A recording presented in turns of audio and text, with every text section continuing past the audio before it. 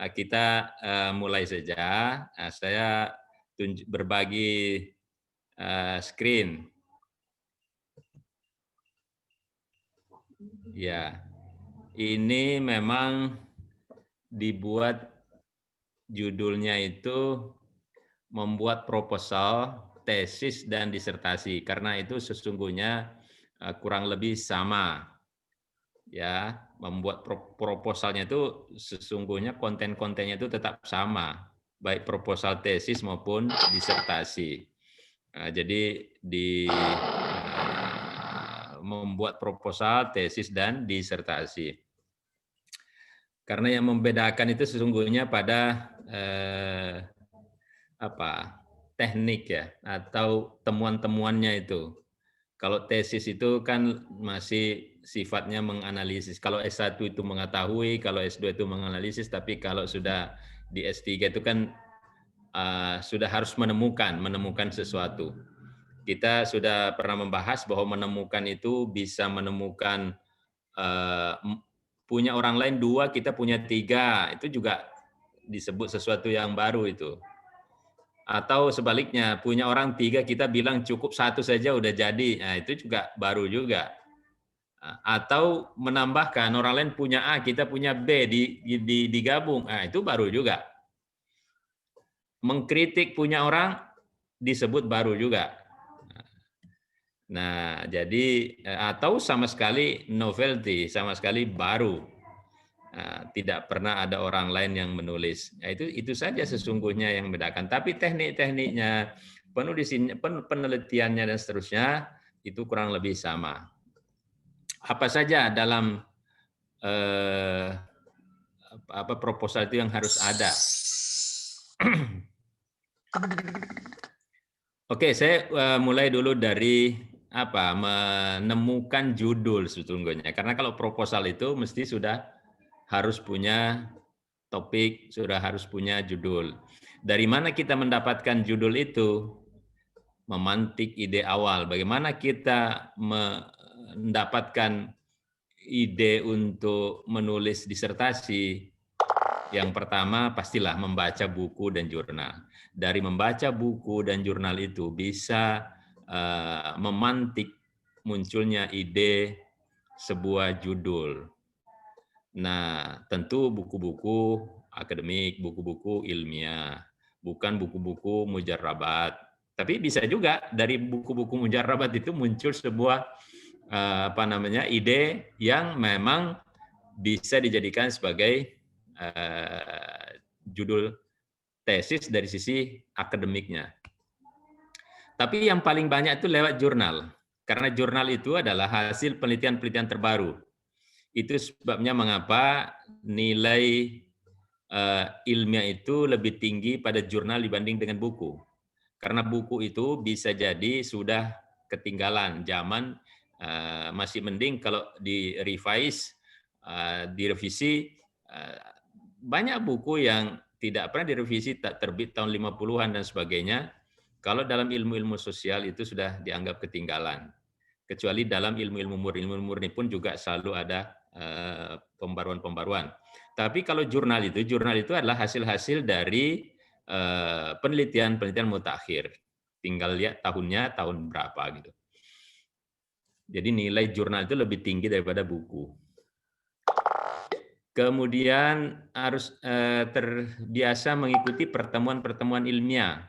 Jadi kalau buku tadi itu bisa saja subjudul dalam buku itu bisa diangkat menjadi judul. Ya. Ini membaca buku, ada subjudulnya itu. Ternyata ini dianggap bahwa ini menarik untuk dijadikan sebagai judul. Karena ilmu itu kan sebetulnya berkembang terus. Dari dulu menjadi topik besar, judul bab, sekarang menjadi subjudul. Subjudul itu bisa menjadi bab, bisa menjadi judul buku baru lagi. Dulu dokter itu cuma tabib saja, ya. Lama-lama ada kedokteran, muncul kedokteran yang dibagi-bagi dulu dokter umum, semua dokter umum. Lalu ada spesialis, sekarang subspesialis. Jadi internis itu spesialis penyakit dalam, tapi penyakit dalam itu ada subspesialis, ahli jantung, ahli paru, ahli ginjal, dan seterusnya. Mungkin nanti ada suatu saat lagi ada kedokteran khusus jantung laki-laki, bisa saja khusus jantung perempuan. Nah, terus begitu ilmu berkembang. Nah, pertemuan-pertemuan ilmiah itu akan memberikan wawasan kepada kita tentang satu masalah. Jadi saya suka menyampaikan kepada mahasiswa, kalau ada pertemuan-pertemuan ilmiah itu ikutilah, meskipun bukan bidang Anda, tetapi kadangkala bisa dihubung-hubungkan dengan bidang yang kita tekuni. Jadi itu akan menambah wawasan kita dalam suatu masalah. Bisa dari fenomena dalam dunia nyata. Jadi kita melihat sesuatu, misalnya sekarang ini pandemi, COVID, berapa banyak itu karya-karya ilmiah lahir dari fenomena yang terjadi. Perkembangan dalam ilmu pengetahuan, bidang apa saja banyak sekali. Kemarin ada yang baru selesai dari IPTQ itu yang menulis stem cell. Stem cell. Mungkin kalau cari dalam Quran dan Sunnah ya susah karena belum ada stem cell pada saat itu. Nah, ini namanya minal waqi ilan nas. Jadi fenomena-fenomena yang terjadi di dunia nyata dibawa kepada Al-Qur'an, didekatkan dengan Al-Qur'an. Jadi kita tahu bahwa bisa dua arah, bisa dari Al-Qur'an ilal waqi, bisa juga minal waqi ilan nas atau ilal Qur'an. Dua-duanya bisa kita lakukan. Dan kita bersyukur, saya katakan bahwa kita di studi Al-Quran itu luar biasa karena semua hal bisa dihubungkan dengan Al-Quran. Lalu bisa juga dari berpikir lateral. Ya. Berpikir lateral itu adalah berpikir tidak lazim. Jadi kreativitas itu muncul dari kenakalan, tanda petik ya, kenakalan kita berpikir. Jadi berpikir secara tidak patron, keluar dari pakem, itu namanya berpikir lateral. Ya, nah dengan demikian akan muncul masalah itu. Kalau kita tetap berpikir dalam satu kotak, satu frame, itu biasanya masalah sudah diselesaikan. Tapi begitu kita loncat keluar dari frame itu, biasanya kita akan menemukan masalah. Nah, disitulah kemudian muncul gagasan-gagasan, muncul ide-ide untuk membuat sebuah karya yang tidak biasanya dilakukan orang. Dulu tafsir itu misalnya adanya cuma tafsir tahlili, ya. Lama-lama ada orang berpikir loncat keluar dia, sampai muncul tafsir misalnya tafsir muqaran, tafsir maudhu'i dan sebagainya. Itu karena mencoba berpikir lateral. Ilmu pengetahuan itu muncul dari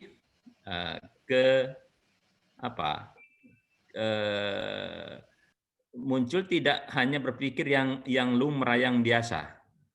Nah, itu kreativitas itu muncul dari pikiran-pikiran nakal, tanda petik itu. Oke, baik. Jadi berpikir keluar konteks itu namanya berpikir lateral. Bisa bertanya ya lewat pertanyaan. Ada suatu misalnya orang-orang yang punya otoritas ilmiah, misalnya Pak Quraisy Shihab itu disebut dia punya otoritas di bidang tafsir. Kalau Pak Quraisy yang ngomong tentang tafsir sebuah ayat, boleh jadi Anda langsung percaya itu, dibanding dengan saya yang bukan ahli tafsir atau yang lain yang bukan ahli tafsir. Nah, itu artinya punya otoritas. Walaupun kita tidak bisa menjamin 100% kebenaran Pak Quraisy kalau ngomong. Ya, walaupun dia punya otoritas, karena dia terbatas, dia bukan maksum. Jadi bertanya tentang hal pada orang-orang yang punya otoritas, itu bisa memunculkan ide-ide awal untuk membuat sebuah judul. curah gagasan, brainstorming, ya, bisa ngobrol-ngobrol dengan kawan dan sebagainya. Itu semuanya bisa menjadi pemantik munculnya sebuah judul. Bisa juga intuisi. Jadi kita dalam studi agama itu tidak bisa menghilangkan intuisi itu. Walaupun boleh jadi dalam ilmu pengetahuan itu, ilmu pengetahuan barat, mungkin tidak terlalu meyakini intuisi itu. Nah, tapi nanti dari intuisi ini muncul nanti yang namanya ilmu laduni dan sebagainya. Meskipun nanti sekali lagi ilmu laduni itu kalau ilmunya sendiri, itu tentu tidak bisa jadi patokan untuk membuat sebuah karya ilmiah karena itu bersifat sangat personal. Tetapi kajian tentang intuisi itu, kajian tentang ilmu laduni itu bisa menjadi kajian ilmiah. Nah, yang dimaksud di sini bisa saja orang bermimpi, bisa saja orang tiba-tiba duduk-duduk di teras rumah, tiba-tiba muncul ide, ya itu namanya ilham itu. Ya, ada yang cerita judul ini muncul Pak ketika saya jongkok di kamar mandi. Ya nggak salah, karena bisa saja sebuah judul itu muncul tiba-tiba. Nah, itu sebabnya saya sarankan kepada biasa mahasiswa saya satu itu, kemanapun Anda berada dulu ya sebelum ada HP, bawalah kertas kecil, kantongi itu notes ya, kertas kecil dengan alat tulis. Kemanapun Anda berada, bawa itu. Sehingga ketika muncul ide dalam pikiran, catatkan. Seringkali manusia mengandalkan nanti di rumah ditulis. Nah, udah lupa itu. Apalagi kita yang sudah usianya di atas 40 tahun. Pada saat menerangkan ceramah, wah enak sekali itu urut-urutannya. Sampai hafal. Begitu keluar masjid, lupa semua. Nah, sekarang kita bersyukur bahwa ada alat yang namanya HP, kita bisa langsung merekam suara, bisa kita langsung mencatat hal-hal yang kita temukan itu. Anda sudah enak sekali sekarang pergi ke toko buku, hanya lihat-lihat judul, wah ini menarik ini. Langsung Anda foto itu, potret. Nah, tapi jangan lupa potret juga judulnya. Kadangkala sudah potret itu halamannya, udah sampai di rumah, ini dulu diambil dari buku mana. Nah, padahal kita perlukan judul itu. Judulnya apa, tulisannya siapa, penerbitnya siapa. Isinya mah berlembar-lembar di foto tuh. Lupa judulnya. Nah, itu diingatkan karena itu pengalaman-pengalaman pribadi juga itu. Oke, baik. Sekarang aspek apa saja yang ada dalam proposal. Nah, aspek apa saja yang harus ada dalam sebuah proposal. Nah, yang pertama itu mesti ada permasalahan. Permasalahan itu mencakup latar belakang masalah, identifikasinya, lalu batasannya, membatasinya, lalu hipotetisnya, lalu rumusan masalah itu. Jadi mesti ada. Jadi kalau tidak ada masalah, tidak ada problem, ya tidak ada tulisan, nggak perlu nulis. Jadi itu memang kita mahasiswa ini disuruh cari masalah dan disuruh menyelesaikan. Jadi Anda cari masalah. Masalah itu apa? Masalah itu jarak diskrepansi antara harapan dengan kenyataan. Harapannya A, kenyataannya B. Itu masalah tuh. Harapannya bisa kuliah tatap muka di kampus, kenyataannya tidak bisa. Jadi ada yang diharapkan, ada yang ideal, dan ada yang kenyataan. Idealnya A, yang terjadi B. Nah, itulah yang kalau sudah menemukan itu, sudah bisa judul itu. Jadi kalau tidak ada masalah, orang beriman masuk surga. Itu nggak ada masalah itu. Tapi ketika Firaun masuk surga, nah itu masalah tuh. Ya, jadi cari masalah yang idealnya A, yang terjadi B. Nah itu mesti apa dicari itu. Jadi semakin kental masalah itu, semakin berbobot sebuah karya ilmiah itu. Kenapa? Karena masalah itu ingin dipecahkan, ingin dicarikan solusinya. Nah, oleh karena itu nanti di latar belakang masalah, teman-teman jangan menuliskan sesuatu yang ideal di situ. Jangan menuliskan tentang definisi, jangan menuliskan tentang harapan-harapan, jangan menuliskan ayat Quran, jangan menuliskan hadis. Itu belum waktunya. Biasanya mahasiswa itu ketika menulis latar belakang masalah, itu seperti semua pengetahuannya ingin dituangkan di dalam itu. Akhirnya semuanya itu definisi ada di situ, harapannya ada di situ, ayat Quran ada di situ, hadis ada di situ. Begitu bahas bab 2, bab 3, dan seterusnya, bahannya udah habis. Karena udah dituangkan semua di depan itu. Nah, jadi sabar-sabar saja, simpan saja. Jadi kalau ada definisi nanti langsung masukin ke misalnya bab tentang hakikat atau definisi ya. Kalau S3 itu sebetulnya sudah hakikat begitu ya. Nah, jangan nanti ada yang menulis lagi eh, dalam definisi itu sudah S3 misalnya mau memberi pengertian permasalahan. Ditulisnya begini. Permasalahan itu berasal dari kata dasar masalah ditambah awalan dengan akhiran an. Itu anak SMA itu. Nah, tapi kalau sudah Anda mengatakan hakikat permasalahan, nah itu sudah bicara karena Anda itu akan jadi filosofer. Nah, makanya kan PhD ya. Doctor of Philosophy. Jadi dia sudah bicara soal hakikat tuh. Tidak bicara lagi definisi-definisi yang tadi. Sapu tangan, sapu artinya apa? Tangan artinya apa? Oh, salah itu ya, karena sapu tangan sudah menjadi kata majemuk. Oke, baik. Jadi saya ulangi, latar belakang masalah itu yang ditulis di situ adalah masalah. Saya sarankan saudara ini sebetulnya kiat ya. Nah, yang terpenting itu dahulu dicari itu identifikasi masalah dulu. Jadi dibalik itu, diputer. Ya, nah, diputar. Jadi Anda yang disebut identifikasi itu masalah, Anda identifikasikan masalah apa saja yang menyangkut di apa ini. Saya dapat bawa botol minuman nih, saudara ya, botol minuman. Ini nggak kelihatan karena ini ya, ini botol minuman. Nah, ini botol minuman ya. Orang rumah nih memberikan saya jus pagi-pagi nih, suruh bawa ini. Sekarang saya mencari masalahnya apa ini masalahnya. Ini botol ini terbuat dari beling. Nah, masalahnya ini jadi kalau mau saya judul saya itu mencari misalnya apa botol atau wadah minuman ya, wadah untuk minuman. Ini masalahnya beling, gampang pecah. Dan kalau pecah bisa berbahaya, bisa melukai orang. Yang kedua, botol ini agak lurus ini. Sehingga ketika dipegang, jika licin, dia akan bermasalah, gampang jatuh. Bandingkan misalnya dengan botol aqua itu, ada leguk-legukannya itu, sehingga kalau dipegang, dia tidak gampang merosot begitu. Itu berdasarkan hasil penelitian itu ada masalah itu. Ya, kemudian tutupnya, apakah tutupnya ini tutupnya kurang rapat misalnya nih, bisa meleleh air ketika dia terbalik. Ini apa? Kita bisa lihat semua harapan kita yang ternyata tidak terpenuhi.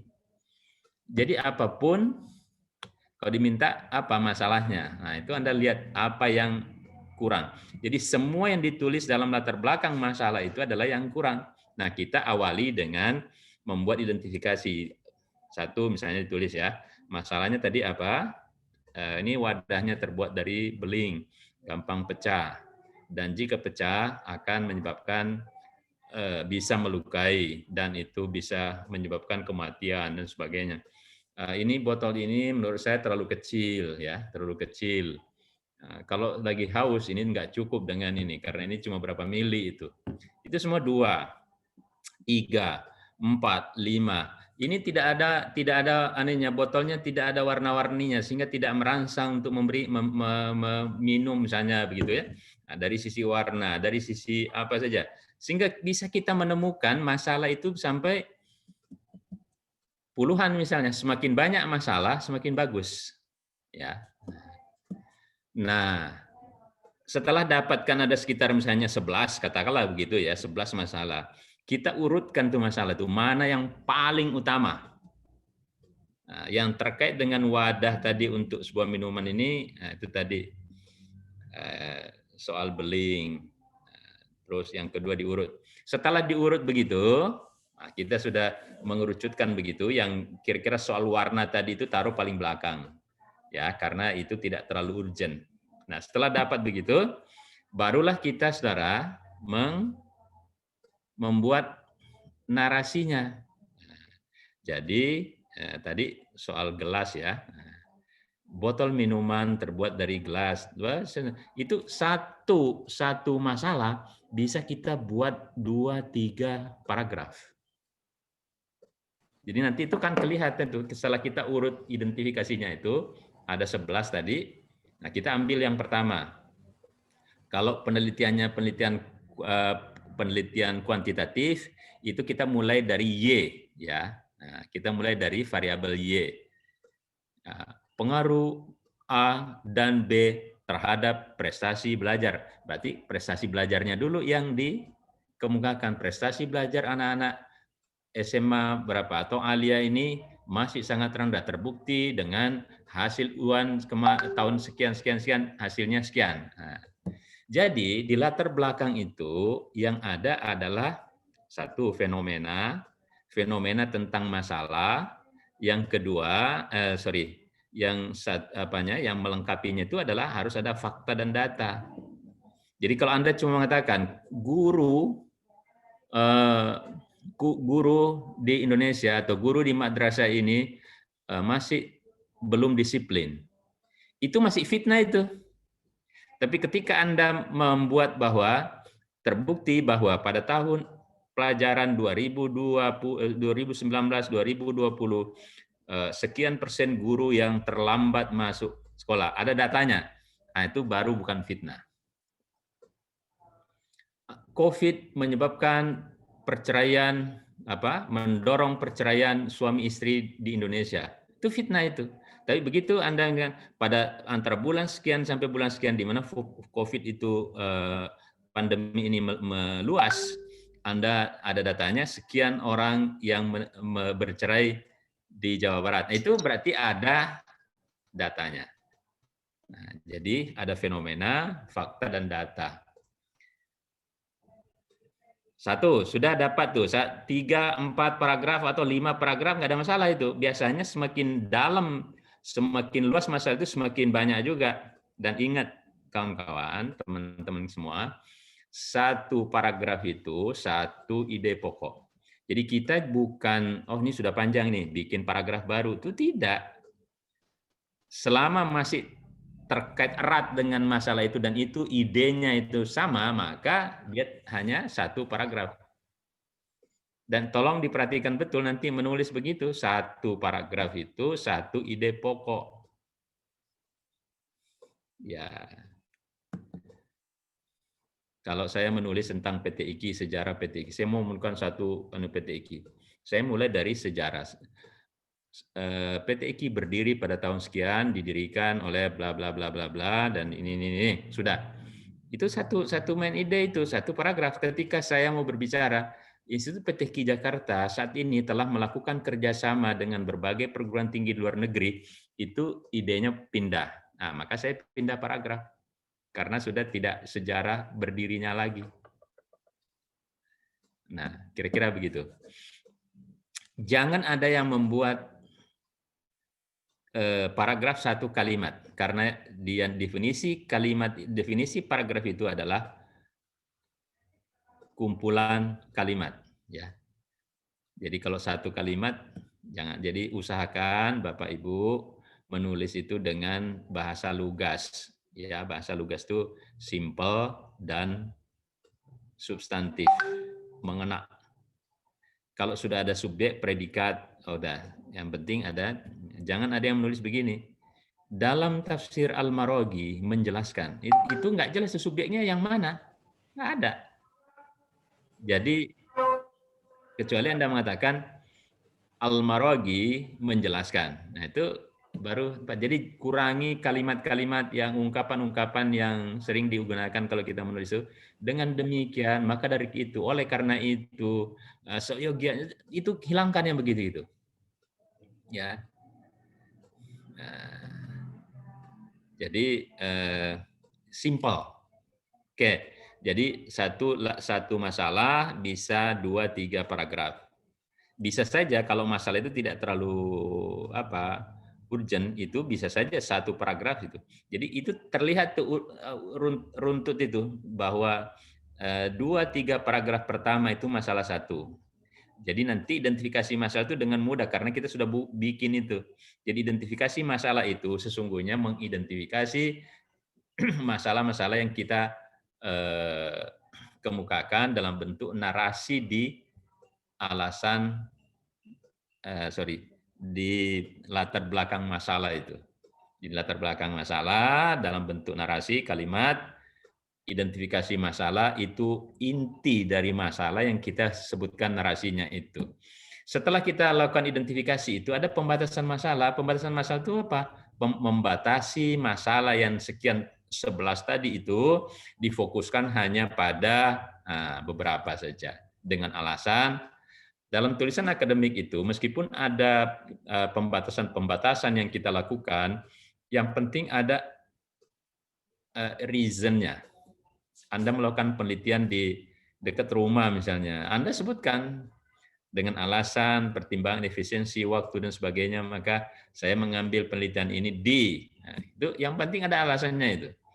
Tulisan ini berbeda dengan ketentuan yang ada karena gitu. Jadi boleh asal ada memberikan reason. Itu dia. Jadi batasan masalah kita membatasi. Mungkin sudah ini karena bagaimana kajian kita itu fokus. Ini masalah Al-Quran tapi saya fokuskan dalam masalah apa. Saya menulis tentang tajuk tapi saya fokusnya hanya untuk hukum mim mati. Itu Anda fokuskan sudah. Ada pembatasan masalah. Ya, hipotetis itu terutama diperlukan kalau penelitian itu kuantitatif itu perlu betul. Karena nanti ada yang namanya hipotesis 0, hipotesis 1. Nah, kalau benar maka dia misalnya 0, kalau salah 1 misalnya. Itu nah, bisa kita tulis dalam penelitian kualitatif, tapi sifatnya bahwa dugaan-dugaan karena yang namanya hipotesis asumsi awal, dugaan awal bahwa dengan metode yang saya gunakan ini dapat memperlancar misalnya hafalan Al-Quran siswa dan seterusnya. Ya, dengan hipotesis ini ditemukan bahwa Al-Quran memberikan dukungan yang sangat tentang ini. Dengan ini, jadi hipotesis itu bisa kita buat di awal itu sebagai bentuk supaya terarah pada terfokus pada judul itu. Rumusan masalah. Rumusan masalah itu kalau kuantitatif itu cuma cukup satu saja, yaitu memberi tanda tanya pada judul. Memberi tanda tanya pada judul. Jadi di sini ada disertasi ya, disertasi. Ini disertasi saya mau menguji di UIN nih. Ini judulnya coba saudara ini. Kota. Ini judul apa namanya? Disertasi mahasiswa UIN Jakarta. Kota dalam perspektif penafsiran interdisiplin. Coba bayangkan saudara itu coba kota jadi judul kota dalam perspektif penafsiran interdisiplin. Kajian tafsir At-Tahrir wa Tanwir karya Ibnu Asyur. Nah, ini promotornya Profesor Dr. Said Agil Husin Al-Munawar, Profesor Dr. Hamdani Anwar.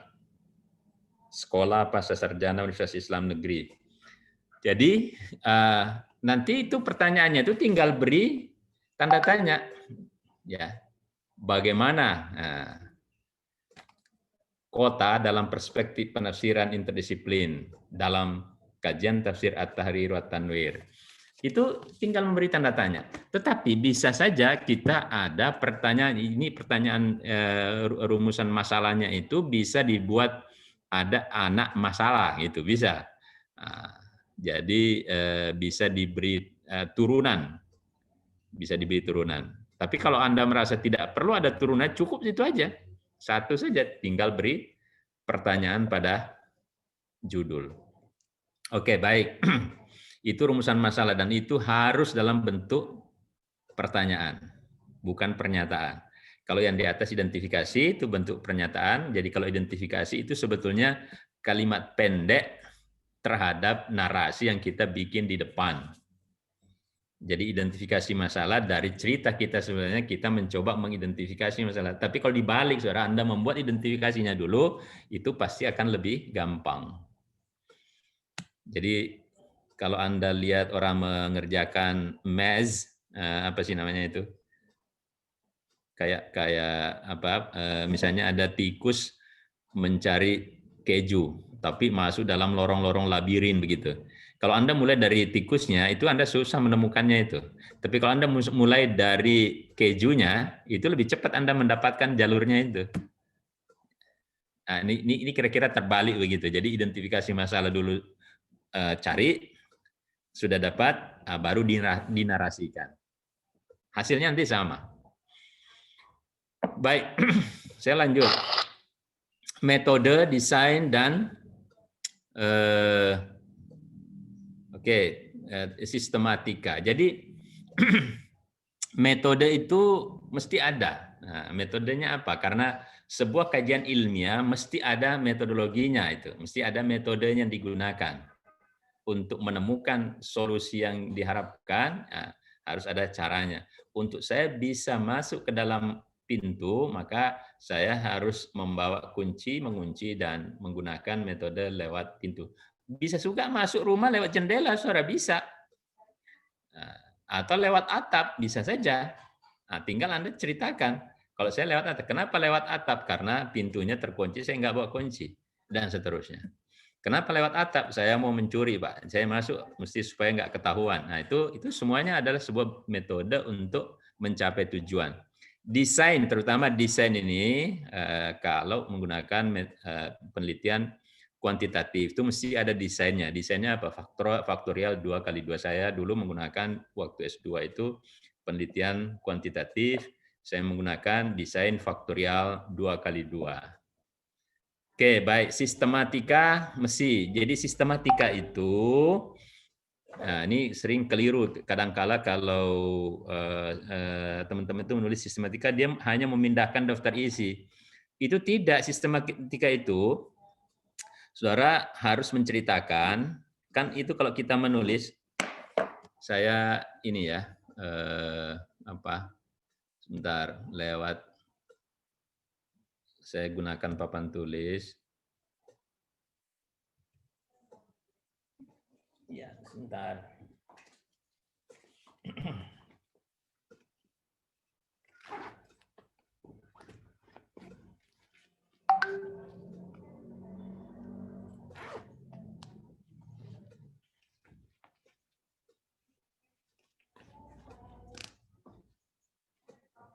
Perasaan sih saya bawa itunya, pulpennya, tapi ini kemana pula ini?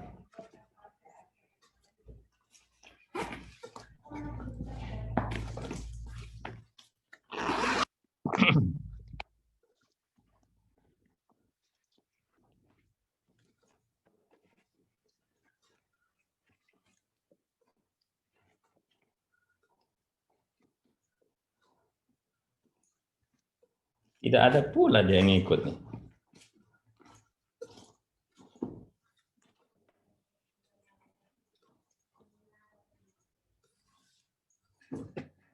Sorry saudara ya, saya bisa nggak pakai tangan ini sebentar. Oh bisa, sorry. Ini.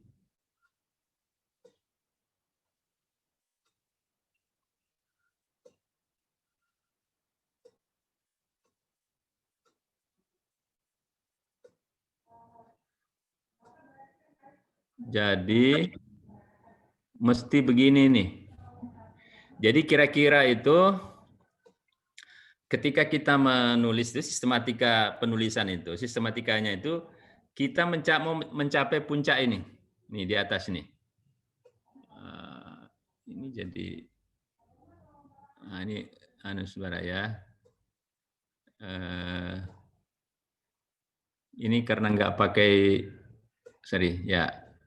Jadi puncaknya itu ketika kita menulis itu sistematikanya itu kan landasan teori di bawah, landasan teori. Ya.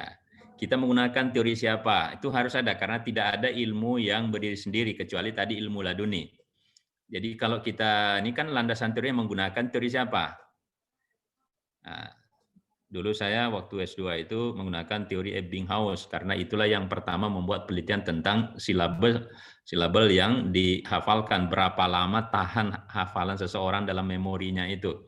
Dari diukur pada 2 jam pertama ternyata hilang sekian persen, itu sudah ada teorinya itu. Nah, Anda menggunakan teori tafsir maudhu'i, punya Al-Farmawi atau Al-Jassas.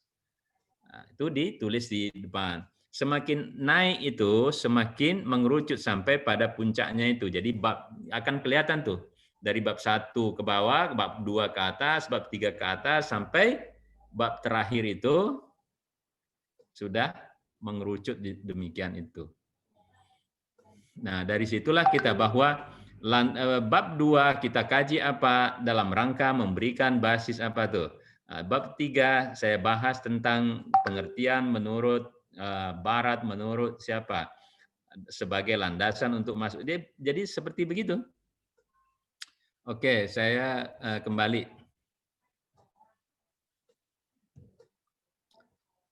Oke. Ya, jadi ini jadi sistematika itu sudah nanti semakin ke belakang tuh semakin mengerucut sampai pada topiknya itu, sampai pada judul kita itu, membahas tentang solusi dari judul kita itu. Jadi dari bawah itu umum, mulai mengerucut khusus sampai dia lebih khusus lagi. Jadi jangan memindahkan cuma daftar, jadi Anda harus mengatakan bab ini dibahas untuk memberikan pijakan pada bab berikutnya. Harus mendapatkan kajian terdahulu. Kajian terdahulu yang terutama dari yang melakukan penelitian-penelitian yang diutamakan itu dari jurnal saudara itu, supaya Anda bisa melihat kalau sudah ditemukan kajian terdahulu yang mirip-mirip, Anda kemukakan bahwa setelah ada yang menulis tentang ini tetapi fokusnya pada A, sementara saya fokusnya pada B. Nah, kira-kira begitu. Jadi jangan tiba-tiba Anda membahas padahal orang sudah ada yang merintis terlebih dahulu. Katakanlah misalnya orang itu sudah merintis pada A sampai B, Anda mengatakan saya melanjutkan ke C dan D. Atau tadi mereka orang terdahulu itu pada aspek A, saya di aspek B. Nah, sebab kalau orang sudah nulis persis itu tidak perlu lagi ditulis. Saya ini baru ini jadi panas ini, baru direnovasi. Kebaruan dan manfaat, saudara ya. Nah, itu ada 2 tuh. Apa yang kita tulis itu, judul kita itu memang mengandung kebaruan. Tadi sudah saya sampaikan kebaruan itu bisa bermacam-macam. Bisa baru sama sekali, belum pernah ada yang menulis sebelumnya. Bisa juga baru karena melengkapi milik orang lain, bisa juga mengkritisi punya orang lain, bisa juga mengurangi punya orang lain. Itu adalah kebaruan dan harus ada manfaatnya. Nah, manfaatnya itu harus jelas. Anda duduk-duduk di halte, kebetulan menunggu jemputan. Lalu banyak semut lewat di situ, ada semut hitam, ada semut merah. Anda iseng-iseng gitu kan? Menghitung berapa ekor semut hitam yang lewat di tiang A. Anda catat tuh. Di tiang B berapa semut yang ukuran berapa misalnya itu. Itu penelitiannya cakep banget itu. Tapi ditanyakan manfaatnya ada enggak? Nah, Jadi harus kebaruan dan punya manfaat.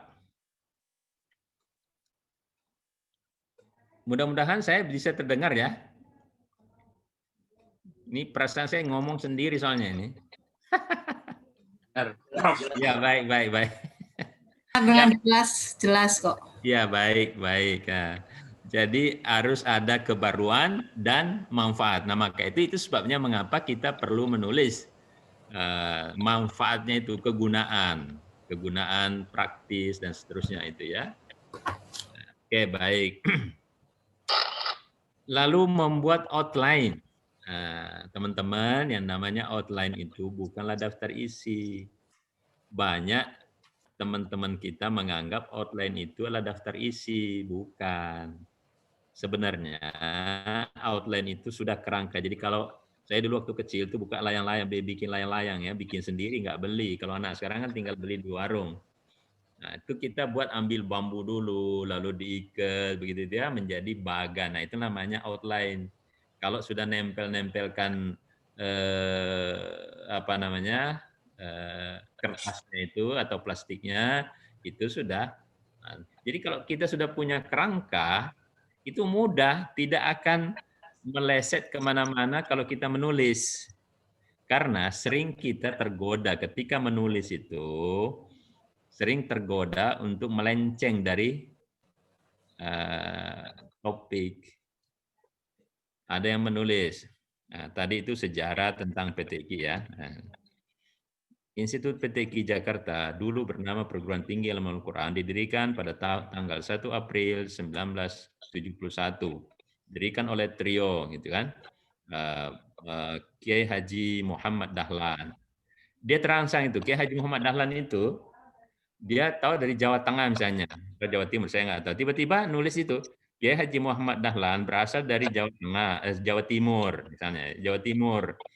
Nah, terus katakanlah misalnya dari kabupaten mana, tiba-tiba itu dia menerangkan lagi kabupaten itu, kabupaten ini luasnya sekian ini, penduduknya sekian ini, bahkan bupatinya ini. Lama-lama tulis nanti bupatinya pernah kena COVID. Padahal itu mau bicara tentang sejarah PTIQ. Nah, outline itu akan membatasi kita untuk tidak lari kemana-mana. Jadi kerangka itu. Jadi nanti misalnya nih, di permasalahan itu Anda sudah tulis alasan, latar belakang masalah. Tulis di situ masalah 1, nah tadi botol tadi ya, botol gelas beling. Masalah 2, tidak ada lekukan untuk mudah dipegang, gampang merosot. Masalah 3, nah, terus itu namanya outline itu. Nah, ketika Anda masuk di pengertian, Anda tulis itu, pengertian menurut bahasa, pengertian menurut istilah. Itu namanya outline, pengertian menurut ahli sosiologi, pengertian menurut ahli apa gitu. Nah, itulah namanya outline. Jadi outline itu akan memudahkan ketika kita macet berpikir, Anda bisa pindah ke outline berikutnya, nanti lama-lama itu bersambung itu. Nah, ya, jadi itulah kerangka. Ini poin-poin yang akan dibahas dalam satu subjudul, itu sudah ada poin-poinnya itu. Bahkan ayatnya nanti pada saat kita berbicara tentang apa term Al-Quran, term topiknya, term apa begitu ya. Kita cari Al-Quran, term pertama apa misalnya ta'lim, term kedua ta'dib, term keempat, 3 apa. Jadi sudah kelihatan, nampak di situ. Nah, setiap paragraf nanti dengan mudah kita sambung-sambungkan karena sudah punya kerangka. Jadi, saudara, kalau sudah punya kerangka itu, Anda sesungguhnya sudah selesai sampai 40%. Ya, outline. Yang banyak sekarang ini hanya daftar isi, ya. Jadi kalau minta mana outline-nya, ditunjukin daftar isi. Daftar isi itu lebih ringkas ya, poin-poin nanti sub-subjudulnya itu. Tapi kalau outline itu sudah lebih terinci. Iya, oke, baik. Nah, dalam proposal, saudara harus menunjukkan buku rujukan, referensi. Yang dimaksud buku rujukan itu adalah buku-buku yang bakal dijadikan sebagai referensi. Karena dari situ pembaca proposal, reviewernya itu nanti dia melihat Anda untuk mengambil judul itu apakah memadai buku rujukan Anda. Nah, jadi kalau misalnya ada orang menulis satu topik, hanya satu buku referensi yang berbicara tentang itu terlalu miskin. Nanti susah nanti ini kita bisa memprediksi bahwa Anda sulit untuk menulis lebih baik nanti ke depan. Jadi tulis semua buku-buku, terutama yang terkait dengan judul. Kalau yang kira-kira buku-buku penunjang saja, ya boleh dicantumkan saja, tapi yang rujukan utamanya itu yang penting. Jadi harus buku-buku babonnya itu apa? Anda mau menulis tentang tafsir, nah, itu Anda sudah bilang tafsir, tulis saja itu. Jangan cuma tafsir Quraisy Shihab, tafsir Hamka, tafsir bahasa Indonesia, tulis saja dulu tafsir Ibnu Asyur, tafsir Al-Maraghi, tafsir At-Tabari, tafsir apa. Nah, kalau ada topik secara khusus Anda tulis, misalnya tentang apa tadi, kalau saya menulis misalnya tentang emosi, buku tentang emosi apa saja, itu harus ada buku babonnya itu, ya. Nah, yang kalau ada yang disebut handbook, itulah buku babonnya itu, handbook. Jangan yang banyak ditulis kamus populer, kamus bahasa Indonesia, kamus bahasa Inggris Indonesia, kamus lisanul Arab. Itu mah bukan ya. Itu hanya bumbu-bumbu saja itu. Ya, jadi harus ada terlihat bahwa ketika Anda menulis topik itu, judul itu, Anda didukung oleh referensi. Karena kalau kita menulis tidak punya referensi, itu pasti susah itu. Ya, sulit Anda karena tidak punya rujukan. Nah, kita sudah mengatakan tadi bahwa ilmu itu, jadi semakin banyak Anda merujuk pada pendapat orang, buku orang, itu semakin baik. Nah, tapi jangan merujuk. Ini kok ada serak tulisan saya? Halo? Oke.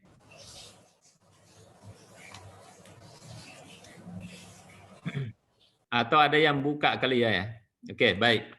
Jadi saya kembali, saudara, bahwa rujukan itu sangat penting untuk kita mengetahui seberapa seluas apa pengetahuan Anda dengan telah membaca, minimal itu sudah tahu judul-judulnya. Anda sudah tahu judulnya, berarti Anda bakal bisa mengambil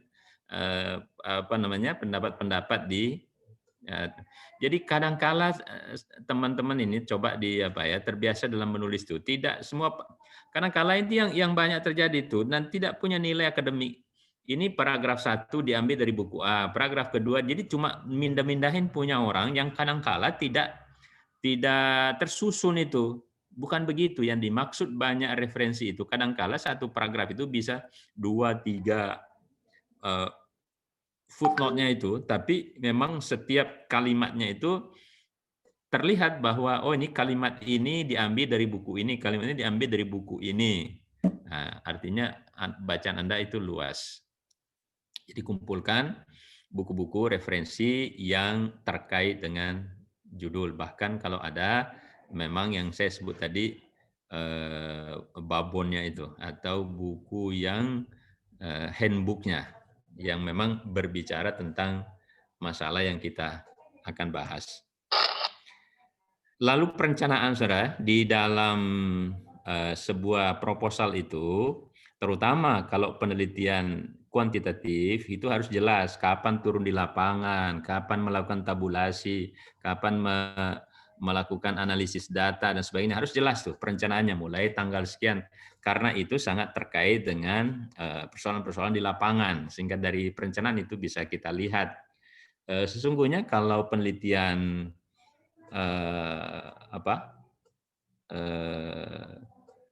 kualitatif pun juga bisa. Mestinya Anda merencanakan itu.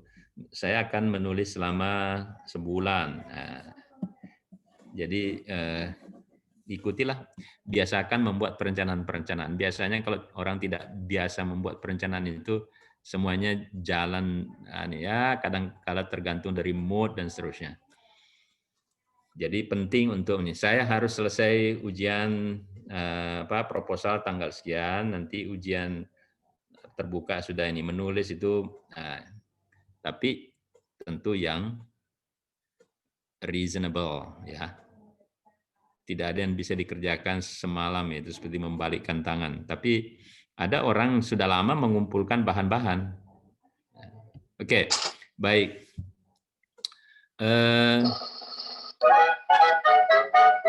Oh, rupanya ada nih latar masalah ini yang penting. Tadi saya sudah jelaskan itu ya. Nah, ini saudara ya, saya ulang lagi sepintas lalu. Ya, diskrepansi lah. Kok stop ya? Atau begitu dulu? Ada pertanyaan? Saya Prof. Siti Mariam, silakan. Begini Prof, tadi setelah mendengar paparan dari Prof bahwa pada latar belakang masalah tidak perlu dulu ada ayat atau hadis. Ya. Nah, seandainya selama tidak tidak terjadi kesimpulan lah di situ ya, hanya sekedar penguat. Itu bagaimana Prof? Apakah itu juga melanggar atau memang aturan baku dari PT IKI itu sudah seperti itu, jadi tidak diperbolehkan? Itu yang pertama. Terus kemudian yang kedua tentang kebaruan.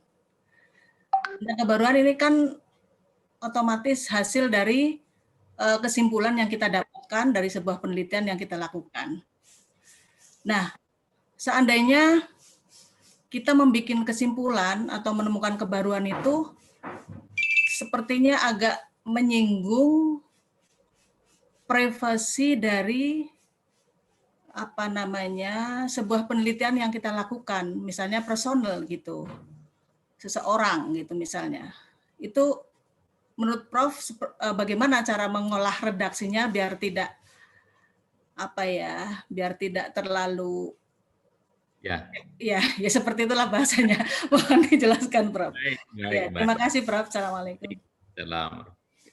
Jadi begini, jangan ayat-ayat Quran pendukung itu ditaruh di latar belakang masalah. Kalau terpaksa sekali, apalagi memang kajiannya tentang ayat, bisa saja, tapi hanya nomor-nomor ayatnya saja, beri footnote saja. Katakanlah misalnya baru ada pendahuluan nih, ingin menjelaskan tentang Al-Quran sebagai pedoman way of life yang kemudian apa nanti ya dikaitkan dengan apa. Nah, Anda bisa saja bahwa Al-Quran itu hudal linnas, tapi itu baru pengantar. Jadi nggak usah ditulis ayatnya, footnote aja di bawah. Nomor ayat, nama surat dan ayatnya kalau terpaksa memang harus ada di depan. Nah, tapi biasanya, jadi kenapa demikian? Karena jangan sampai ada kesan yang bermasalah itu ayatnya. Ya, jangan sampai ada kesan yang bermasalah hadisnya. Jadi tidak usah sabar-sabar aja, nanti disimpan di bab-bab berikutnya itu. Itu yang seperti saya katakan tadi, kadangkala saking menggebu-gebunya itu, semua pengetahuan kita mau dituangkan di pendahuluan. Akhirnya ketika membahas bab-bab berikutnya itu, akhirnya kehabisan bahan, atau kalaupun menulis, akhirnya ngulang-ngulang lagi. Nah, jadi biarlah di depan itu baru ngoceh saja tentang yang negatif-negatif. Semuanya negatif-negatif itu, dengan fakta dan data. Nah, jadi semuanya itu. Misalnya tadi Anda mau mengkritik atau Anda mau memberikan perspektif Al-Quran, Anda harus menjelaskan bahwa fenomena yang ada sekarang ini adalah negatif-negatifnya Anda sebutkan di mana-mana. Nah, itu untuk menjelaskan bahwa akan ada versi Al-Quran yang lebih baik, yang merupakan temuan yang kita akan dapatkan dari penelitian itu. Jadi hindarilah menuliskan ayat di pendahuluan itu ya. Kalau terpaksa sekali hanya nomor ayatnya disebutkan ya.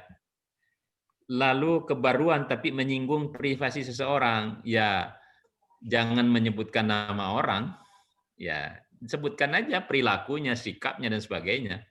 Jangan menyebut privasi karena itu adalah etika ya. Nah, kalau kita pun berbicara pada tokoh, andai kata kita studi tokoh, Anda harus mengemukakan dulu kebaikan-kebaikannya. Kalau ingin Anda menyebutkan yang negatif-negatif, karena tidak ada manusia yang sempurna dan tidak ada manusia. Jadi mesti menyebutkan dulu ada pihak-pihak ada unsur-unsur positifnya apa, lalu negatifnya. Itu kalau memang itu studi tokoh. Karena kita harus mengungkapkan misalnya temuan-temuan kita yang bersifat baru tadi, apalagi yang belum pernah ditemukan oleh orang lain. Kita menyebutkan. Jadi tetap ada etika, ya jangan sampai menyudutkan orang. Begitu juga ada misalnya lembaga, Anda menulis lembaga.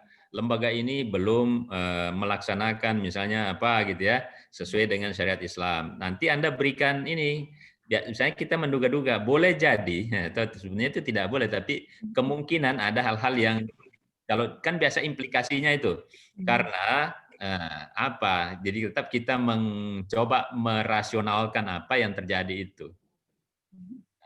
Jadi dugaan kita, asumsi kita bahwa hal ini terjadi belum dilaksanakan meskipun itu termasuk bagian dari syariat Islam karena jadi sebutkan dugaan-dugaannya kita. Katakanlah misalnya Anda mau menyebut siapa. Nah, boleh jadi dia melakukan itu karena boleh jadi seseorang mampir di warung di bulan puasa makan itu karena dia sakit. Jadi fenomenanya itu kan faktanya dia mampir di warung, dia makan dan itu terus boleh jadi bahwa dia mengalami terpaksa harus mampir di. Jadi tetap ada etikanya begitu. Oke? Ya, terima kasih, Prof. Cukup? Bisa nyambung, Prof, terkait dengan etika mengkritik. Iya, jadi pekan lalu saya sempat melihat satu tayangan di YouTube ya terkait dengan disertasi seorang mahasiswa pasca sarjana di salah satu perguruan tinggi di Malaysia itu, Prof. Oh ya. Satu di antaranya adalah yang beliau paparkan itu tentang studi tokoh Pak Kores dan tafsirnya. Ya. Dan ini nanti kaitannya dengan etika mengkritisi tokoh itu, Prof. Adab-adabnya lah kalau dalam bahasa yang agak religius ya. Beliau sampai mengeksploitasi 28 ya, hal yang disorot oleh beliau terkait dengan pemikiran-pemikiran Pak Quraisy. Dan memang dieksploitasi dan itu dilihat secara ilmiah gitu kan. Ya. Kalau dalam konteks karya ilmiah, kalau tradisi para mufassir dulu kan ada namanya ta'liq ala kitab tafsir, misalnya Al-Kasyaf, itu kan ada ta'liq Al-Kasyaf yang ditulis oleh Imam Ibnul Munayyir. Ya. Itu dia memang mengkritisi tulisan-tulisan Imam Az-Zamakhsyari yang terlalu Mu'tazilah ya. Itu beliau buat ta'liq gitu ya. Tapi dalam konteks di PTIK ini, Prof, itu etika mengkritik tokoh gitu ya. Itu seperti apa? Apakah kemudian mengeksploitasi seakan itu menelanjangi pemikiran tokoh itu boleh atau bagaimana itu, Prof? Ya. Mohon petunjuknya, Prof, gitu ya. Jadi sesungguhnya begini, kalaupun kita menyampaikan kebenaran itu memang analisis kita terhadap misalnya sikap atau perilaku seseorang kan boleh saja diungkapkan.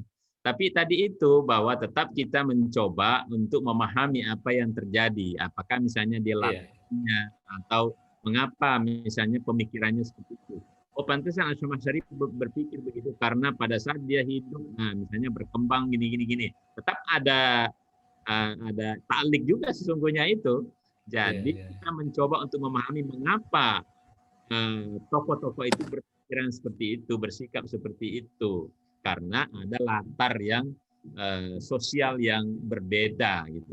Jadi itu termasuk bagian dari analisis, ya. Tapi jangan kemudian hanya mengatakan itu kalau sudah sifatnya menghujat itu bukan dalam karya ilmiah lagi itu. Nah, itu kalau di dalam politik ya silahkan saja, tapi kalau sudah masuk dalam karya-karya itu mesti tadi tetap ada. Makanya kalau Anda lihat misalnya ulama-ulama fikih aja, kalaupun berbeda itu akan dia sebutkan wa min ashabina mangqala gitu-gitu. Walaupun dia berbeda pendapat, tapi dia akan menyebut dari sahabat kami berpendapat demikian. Itu sangat etis begitu. Tidak mengatakan saya menolak pendapatnya siapa gitu. Enggak terjadi tuh. Coba lihat misalnya Muhazzab dan sebagainya. Itu akan mengatakan ada di antara sahabat kami yang berpendapat berbeda dengan ini. Nah, itu tidak menghujat tuh. Tapi si penulis itu sebenarnya sih sempat menemui sama Prof. Quraisy juga gitu. Dan memang itu disodorkan artinya bahwa dalam perspektif beliau memang ada koreksi 28 ya koreksi beliau. Di antaranya adalah terlalu toba Isedris, kemudian tadi Ibnu Asyur ya. Kemudian Al-Biqai-nya yang terlalu dominan di situ dan kemudian mengutip tulisan-tulisan orientalis yang dipandang itu bukan konsumsi orang awam gitu kan gitu. Tapi itu sudah dijawab Mukhlis Hanafi sebenarnya itu. Jadi maksud saya bahwa dalam konteks etika penulisan itu yang memang kelihatannya ada rambu-rambu di PTIQ yang memang kita perlu pegang. Tidak kemudian mengeksploitasi kesalahan-kesalahan tanpa menyebut sebabnya gitu Prof. Ya kita sih tidak ada rambu-rambu itu, tapi common sense saja itu. Kira-kira ini nanti menjadi sesuatu yang melukai hati. Kalau sebenarnya meskipun sesungguhnya memang apa yang disampaikan itu benar, ya itu pun juga tak ada masalah sih sesungguhnya. Cuma di sisi kita ya penting untuk walaupun tadi saya katakan sudah jelaskan seperti ini. Nah katakanlah tadi ini boleh jadi ini karena dia pandangannya ini berada pada posisi yang harus menjelaskan seperti itu. Jadi harus pinter-pinter itu saja kalau studi tokoh ya. Iya, baik. Memang harus diungkapkan karena itu kan ada kalau sudah mengkritik itu yang namanya naked itu ya memang harus menelanjangi sesungguhnya ya karena itu mengkritisi. Tapi mengkritisinya itu dengan bahasa-bahasa yang santun. Itu saya kira tetap harus dibela itu. Oke, baik, makasih Prof. Makasih. Baik, makasih. Ya, kalau mohon izin Prof. Oh ya, masih ada Pak Apud. Ya, baik, terima kasih Prof. Ini terkait dengan sebagian besar di PTIQ kan kita menulis tentang kualitatif ya. Nah, kalau kemudian untuk pada bab permasalahan, apakah hipotesis itu bisa dihilangkan ya? Saya rencana menulis tentang heterogogi dalam perspektif Al-Quran. Yang kedua, untuk daftar buku rujukan atau referensi, apakah juga jurnal bisa ditulis di situ, Prof? Demikian, Prof. Oke, baik. Bisa sesungguhnya, tidak ada masalah karena yang diperlukan hipotesis itu sangat penting itu kalau penelitian kuantitatif ya. Kalau itu kan mesti ada karena kita akan menguji. Itu akan diuji. Tapi kalau kuantitatif itu kualitatif memang tidak disyaratkan mesti ada itu. Tapi kalau Anda mau mengungkapkan juga tidak salah. Jadi hipotesanya itu bahwa pandangan Al-Quran adalah apa? Sudah ada hipotesis, ya sudah ada hipotesis. Kan kita belum tahu sebetulnya sesungguhnya itu kan. Tapi sudah ada dugaan-dugaan sementara bahwa pandangan Al-Quran berada di tengah-tengah antara ekonomi kapitalis dengan ekonomi sosialis misalnya. Nah, itu kan sudah ada hipotesis juga sesungguhnya, cuma tidak model hipotesis 0 dan hipotesis 1 gitu. Jadi tapi tidak diucapkan pun juga tidak masalah itu. Lalu persoalan jurnal penting untuk Anda sebutkan jurnal itu. Bahkan ada yang membedakan dibagi jadi misalnya yang dalam bentuk buku, kemudian ada jurnal. Karena jurnal itu sekali lagi nah, itu saya katakan bahwa adalah biasanya hasil-hasil penelitian terbaru yang dimuat di jurnal-jurnal itu adalah hasil-hasil penelitian terbaru meskipun dalam kajian studi agama itu tidak ada kebaruan. Kalau di ilmu-ilmu sosial itu penting itu, bahkan tahunnya itu dibatasi itu.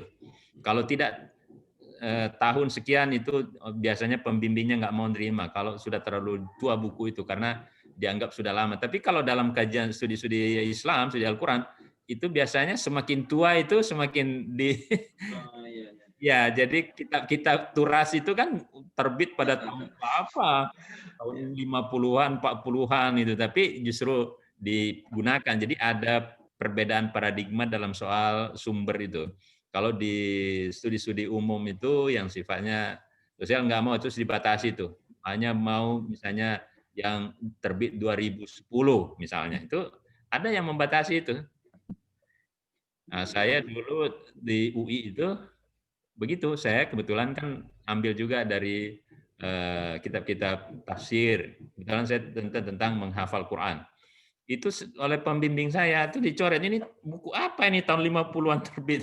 Bahkan ada yang tidak ada tahunnya, ini nggak diragukan buku ini. Karena mana coba buku-buku apa namanya, kitab-kitab kuning itu kadang-kadang kan titik komanya nggak ada. Cuma judulnya doang, pengarangnya itu nggak tahu diterbitkan di mana, di siapa penerbitnya apa, nggak jelas, tahunnya nggak ada gitu. Nah itu, tapi saya jelaskan bahwa ini kalau di studi agama justru yang semakin lama itu semakin menjadi apa, punya makna gitu. Nah tapi kalau hasil penelitian dari jurnal-jurnal itu tentu baik ya, karena itu hasil-hasil yang terbaru itu. Oh, Tulis saja. siap, terima kasih Prof. Nah, terus sekarang kan sistemnya itu ya. Saya lihat itu Maktabah Syamilah yang terbaru, versi terbaru ini, itu luar biasa itu, sudah bisa menyertakan langsung dengan PDF-nya, kemudian itu memang kita mengutip di situ sudah persis dengan bukunya itu, yang versi terbaru. Ya, nanti kalau Anda bisa mendownload dari dengan yang terbaru itu sangat bagus, penampilannya juga bagus sekali. Baik, saya lanjut sedikit tadi ya, mungkin saya juga soal latar masalah. Oh sudah, saya kira sudah ini. Tadi fenomena, fakta, data, satu masalah terdiri atas beberapa paragraf, satu paragraf terdiri atas. Oke baik, ini sudah. Nah saya ingin menyampaikan saudara, terutama soal bahasa, karena saya melihat dari pengalaman-pengalaman yang sudah ada ini, terutama dalam soal penggunaan bahasa tulis. Nah, saya lihat kawan-kawan itu bahasa tulisnya itu tidak terlatih sesuai dengan kaidah-kaidah bahasa ya. Jadi tolong diperhatikan betul kaidah-kaidah bahasa Indonesia yang baku, yang baik dan benar. Jadi ada 3 hal yang mesti Anda juga unduh itu, download. Yang pertama KBBI. KBBI itu penting, ya. Dan sekarang, tapi ambil versi terbaru ya. Nah, saya tidak tahu apakah teman-teman di sini paham betul itu, objektif atau objektif. Ternyata yang benar itu objektif. Ya selama ini kita tulis objektif. Padahal yang baku adalah objektif. Maha kuasa itu satu kata itu. Selama ini ditulis maha kuasa 2 kata, padahal satu. Maha kaya satu kata. Jadi kalau maha sifat Tuhan itu bersambung dengan kata dasar, maka dia cuma 1 kata. Maha kaya, maha kuasa 1 kata. Kecuali 1 dikecualikan di KBBI itu adalah, bukan di KBBI, itu di Puebi. Jadi tadi saya bilang KBBI ya. Yang kedua Puebi, Anda harus mendownload yang namanya Puebi. Puebi itu dulu namanya EYD. Nah, sekarang namanya Puebi. Pedoman Umum Ejaan Bahasa Indonesia. Di situ kita akan ketahui seperti tadi. Maha kuasa 1 kata. Kalau Maha Esa kecuali 1 ya. Karena Maha Esa itu ada di Pancasila dan Pancasila dianggap keramat oleh pemerintah dan penyusun kaidah bahasa ini, sehingga hanya 1 yang tidak boleh diubah. Maha Esa tetap 2 kata. Karena itu ada di Pancasila. Sementara yang lain itu tadi maha kaya itu 1 kata. Kecuali jika ada imbuhan. Kalau maha pengasih tetap 2 kata. Puebi juga menjelaskan kalau misalnya kata serapan diambil dari bahasa asing, kalau dia merupakan kata dasar, kita menulis sesuai dengan bunyinya. Tapi ketika ada imbuhannya, maka dia kembali kepada kata yang diserap itu, kembali kepada kata aslinya. Jadi misalnya gini, aktif itu kan F. Tapi kalau Anda menulis aktivasi, itu harus V. Karena dari activation. Ya. Jadi aktif pakai F, aktivasi pakai V. Motif pakai F, motivasi pakai V. Ya. Standar itu kan R ujungnya ya. Standar. Tapi ketika Anda mengatakan standarisasi salah. Yang benar standardisasi. Itu kata Puebi. Jadi jangan menulis standarisasi karena yang benar standardisasi. Kok nggak enak, Pak? Tidak semua yang nggak enak itu salah. Jadi yang benar standarisasi bukan standarisasi. Karena tadi patokannya serapan kalau sudah diberi imbuhan kembali kepada Anda, makanya menuliskan permusyawaratan kan asalnya musyawarah. Ketika diberi imbuhan kan bukan permusyawarahan, menjadi permusyawaratan. Nah, karena aslinya tak marbuta itu kalau berhenti jadi H, kalau disambung menjadi T.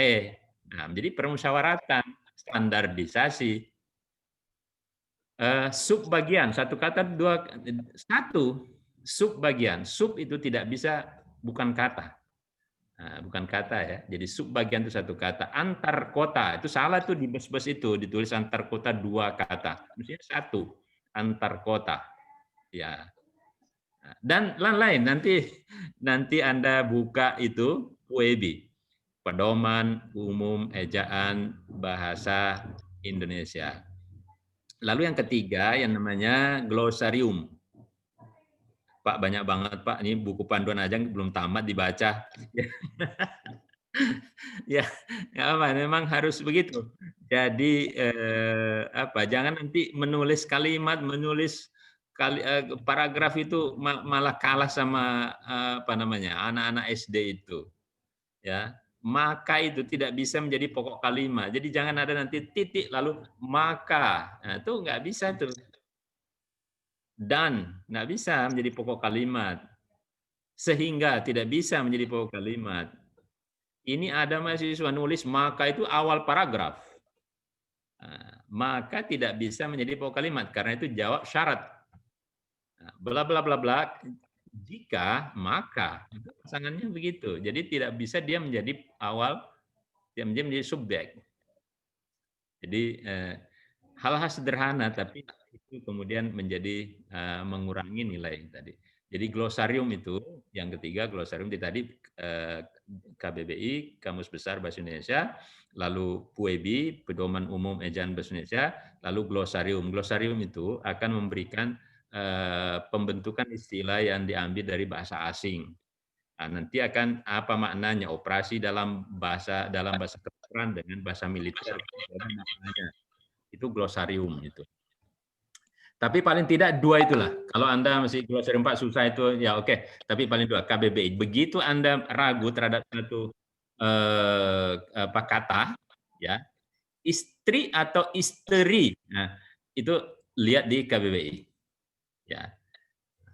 Putra atau putera, lihat di KBBI. Begitu Anda melihat ada kata yang asing apa bukan nih, lihat KBBI. Kalau sudah ada di KBBI nggak perlu dimiringkan.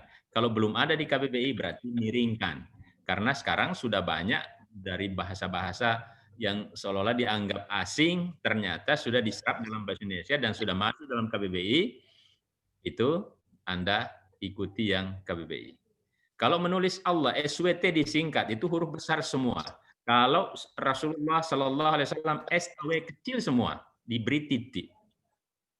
Jadi kalau Allah, nah Anda tanya, kenapa? Jangan tanya, itu sudah taklid saja. Ittiba dari.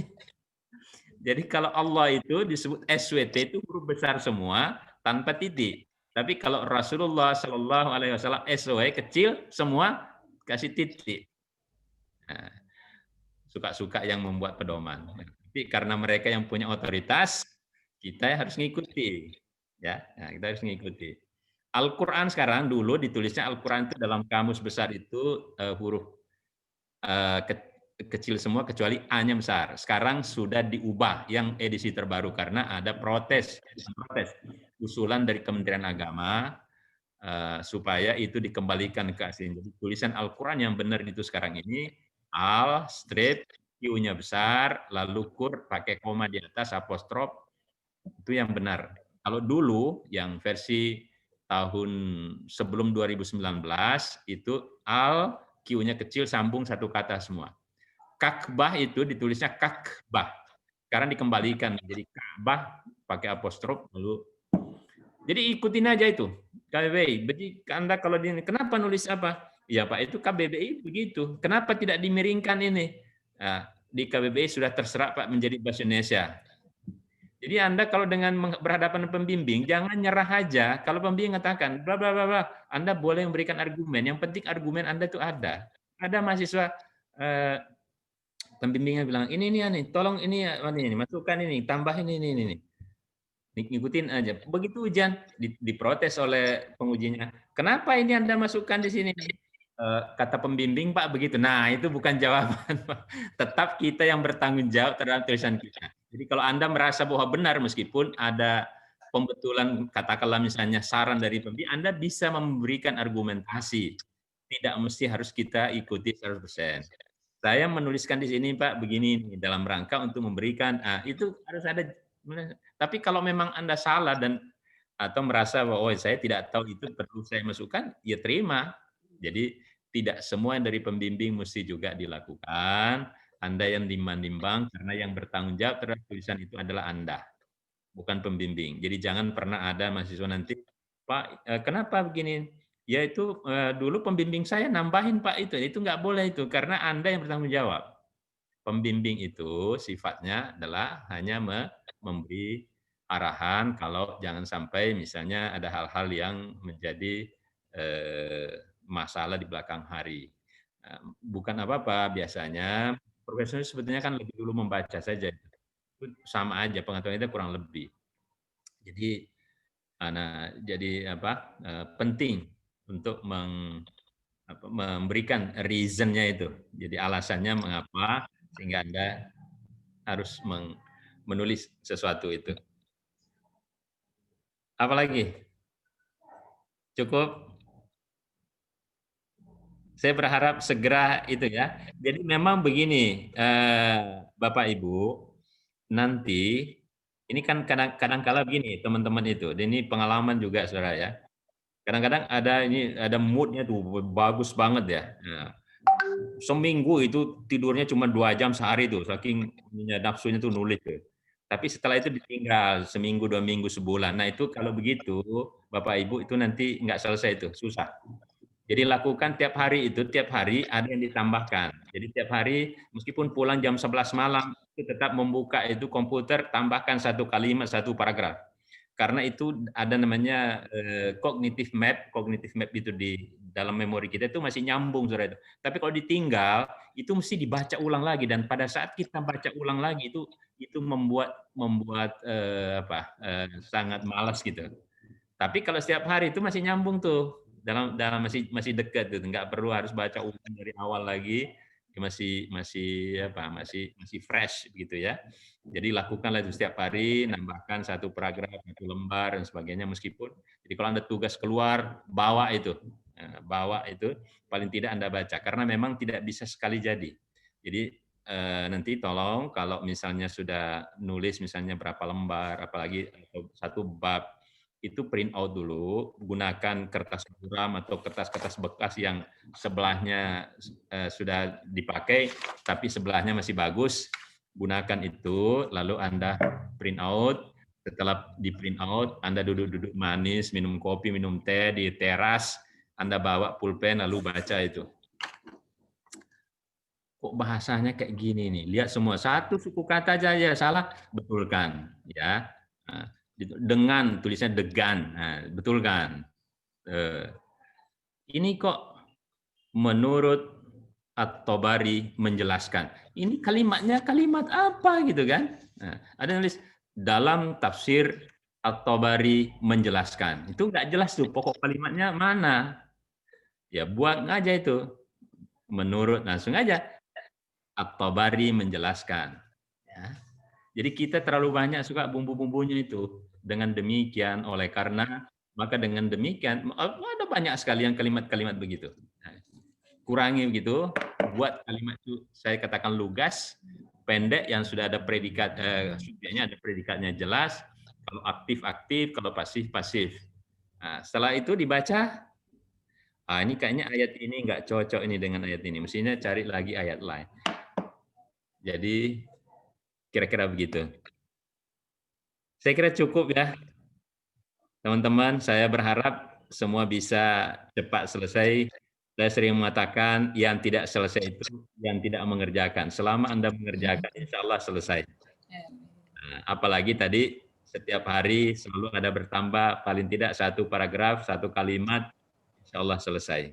Nah, ya, kita berharap untuk ini, karena kalau masih kuliah begini ini tuh masih enak saja itu, tapi nanti ketika Anda tidak kuliah lagi, tidak in touch dengan kampus, itu nanti cepat sekali berlalu itu. Tapi kalau begini kan masih berhadapan dengan kampus, masih ada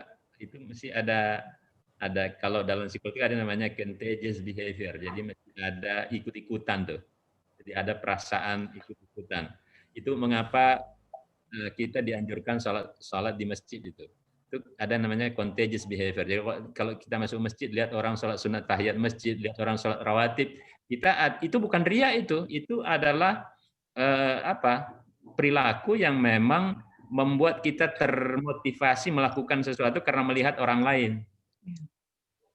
Kalau Anda menonton TV lawakan, Anda lagi serius membaca WA dan sebagainya, orang tertawa, paling tidak Anda ikut senyum, meskipun setelah senyum ketawain apa sih gitu. Nah, itu perilaku contagious itu.